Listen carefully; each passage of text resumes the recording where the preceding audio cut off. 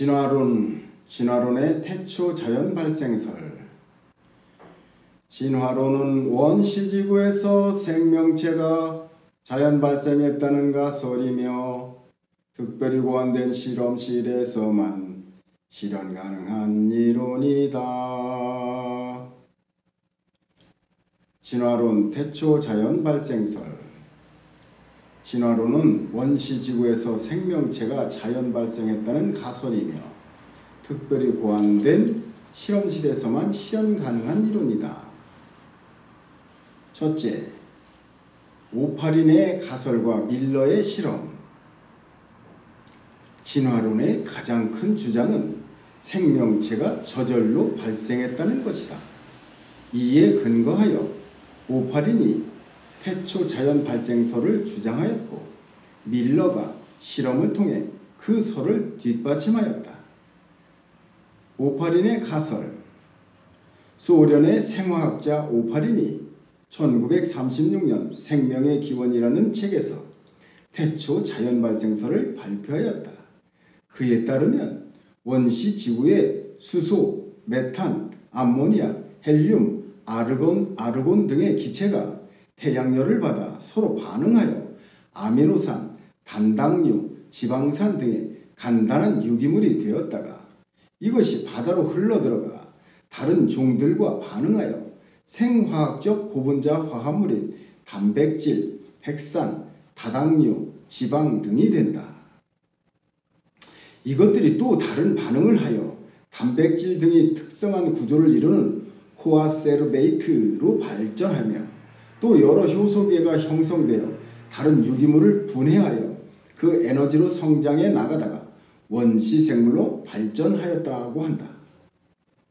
이 원시생물은 다른 유기물을 분해하여 에너지로 삼다가 무기호흡으로 발생시킨 이산화탄소를 이용한 광합성형 생물체로 발전하였다고 한다. 밀러의 실험. 원시 대기에서 아미노산이 생겼다는 오파린의 가설은 1953년 시카고 대학의 생화학자인 밀러에 의해 뒷받침되었다. 그는 특별히 고안된 플라스크에 공기를 빼고 수소, 메탄, 암모니아의 기체 혼합물을 채운 후 고열로 끓여 기체를 혼합하고 이 혼합 기체를 고전압으로 방전하여 화합물을 만든 후 냉각기를 통해 식히는 작업을 하니 아미노산과 핵산에 쓰이는 유기물을 얻을 수 있었다. 둘째, 문제점. 문제점 1. 실현 불가능한 이유. 첫째, 이 실험은 산소가 있으면 불가능한 실험이고 둘째로 지구에 산소가 없었다면 오존층도 없었다는 말이고 그러면 자외선 때문에 어떤 생명체도 살 수 없기 때문에 자연에서는 성립될 수 없는 이론이다. 셋째로 밀러의 장치처럼 고열과 냉각이 공존하는 자연 환경은 없다. 급속 냉각이 없으면 밀러의 유기물은 다시 분해되기 때문이다. 밀러는 1991년 한 과학지에 과거에 우리가 주장했던 원시대양에서의 생명 발생 학설은 이제와 생각하니 너무나 동화와 같은 이야기였다라고 발표했다. 문제점 2. 아미노산 실험의 허구. 생명체가 만들어지기 위해서는 핵산의 일종인 DNA와 단백질이 동시에 존재해야 해요. 보통 단백질은 500개 정도의 아미노산이 연결되어 있으나 적은 것은 50개에서 5만 개 정도의 아미노산으로 연결된 단백질도 있어요. 이 아미노산들은 일정한 순서대로 배열되어 있어야만 단백질의 기능을 할 수 있지요. 아미노산의 종류는 20개인데요. 일정한 순서와 종류대로 연결된 아미노산은 적당한 형태로 접혀 있어야 생물학적 활성을 가지게 돼요. 그런데 20개의 아미노산은 D 형태와 L 형태로 존재할 수 있는데 실험실에서 만들어지는 아미노산은 언제나 반반씩 만들어지지만 생물체에서 발견되는 모든 아미노산은 L형 아미노산밖에 없어요. 가장 간단한 세포로 알려진 PPLO, 이게 병원균의 일종인데요. 이 PPLO가 625개의 단백질을 가지고 있지만 최소의 이론적 단백질 수를 124개라 하고 개당 400개의 아미노산으로 구성될 때 L형 아미노산만으로 구성될 확률은 얼마인가? 400개의 아미노산이 L형일 확률은 10의 114승분의 1이며 이것을 124회로 곱하면 10의 14,136승분의 1이 되는 거예요. 확률학자 보렐은 전 우주에 걸쳐서 10의 50승분의 1보다 낮은 확률은 발생할 수 없는 것이다 라고 했어요. 그런데 앞에서 얘기한 것은 10의 50승이 아니라 10의 14,136승분의 1이에요.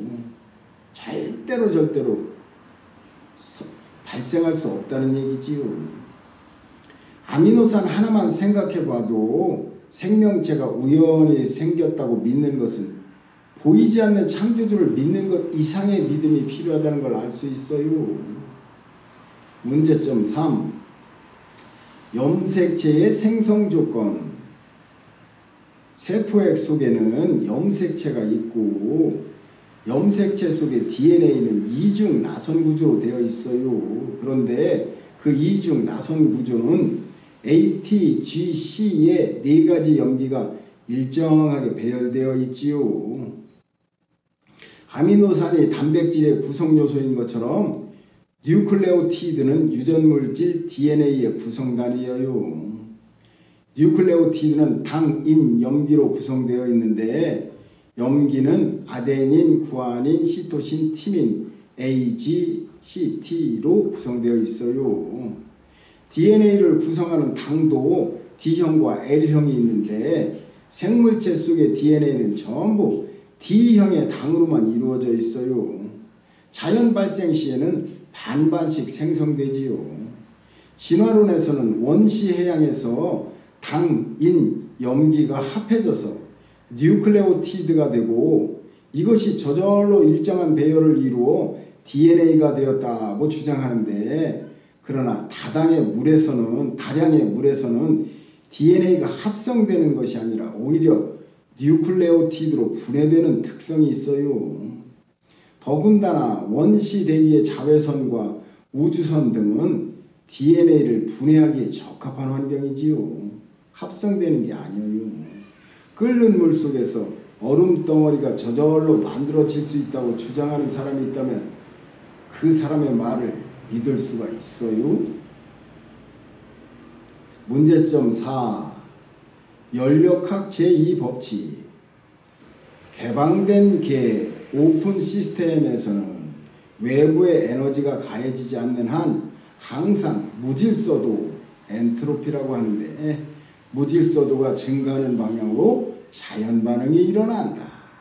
서로 에너지가 공급되더라도 지혜가 개입되지 않은 에너지라면 질서도가 증가할 수 없다. 즉 어떤 일이 자연 발생적으로 생긴다고 하는 것은 항상 발전적인 쪽으로가 아니라 항상 파괴적인 쪽으로 진행된다는 법칙이다. 이상에서 살펴본 것처럼 진화론의 허구가 얼마나 많은지 알 수 있지요. 오파린의 가설, 단백질에서 단세포로, 단세포에서 다세포로, 어류에서 양서류로, 조류와 포유류를 거쳐 인간으로 이렇게 각 과정마다 창조주의 존재를 믿는 것 이상의 큰 믿음이 요구되고 있어요. 말도 안 되는 허구라는 얘기지요. 만약 로켓이 발사되는 광경을 보고 우주의 어느 곳에선가 저런 로켓이 저절로 우연히 만들어져서 저렇게 웅대한 폭발음을 내면서 발사되는 일이 지금 일어나고 있다고 말하는 사람을 보면 어떤 생각이 드세요? 문제점 5. 생물의 DNA와 염색체에 대한 연구가 깊어질수록 같은 종 간의 진화는 가능하지만 다른 종으로의 진화는 불가능하다는 것이 밝혀진다. 노새와 라이거를 만들어낼 수는 있지만 일대로 끝난다는 점은 다 알고 있는 사실이다. 독수리의 날개를 가진 고양이를 만들어낼 수는 있겠지만 그것이 새로운 종자로 정착할 수는 없는 것이다. 이쯤 되면 진화론적 가설을 받아들이기가 얼마나 어려운지, 그 가설을 받아들이기 위해 얼마나 많은 믿음이 필요한지를 짐작할 수 있어요. 자, 여러분 생각에는 하나님을 믿는 것과 진화론을 믿는 것, 어느 것이 더 큰 믿음이 필요한 것이며 어느 것이 더 과학적이라고 생각하십니까? 오 주여,